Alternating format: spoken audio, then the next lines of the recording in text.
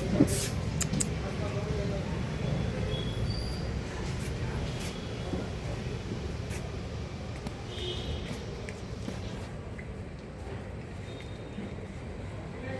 वालेकुम। वालेकुम अस्सलाम। कमाल भाई कहाँ हैं आप? अरे हम तो जश्न बचपन में हैं। अच्छा, कहाँ पे है ये जश्न बचपन? ये भाईकला में खिलाफत हाउस में गुलबूटे और ऑल इंडिया खिलाफत कमेटी ऑर्गेनाइज कर रही है बइश्तिराक NCPL। अच्छा, तो ये तस्वीरें किन लोगों की है? अरे ये इन लोगों की तस्वीरें हैं जिन्होंने उर्दू को जिंदा रखा।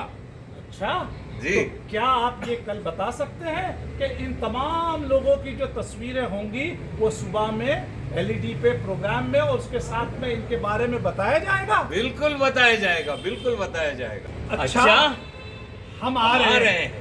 क्या क्या आप भी आ रहे हैं? हमें आपका इंतजार रहेगा।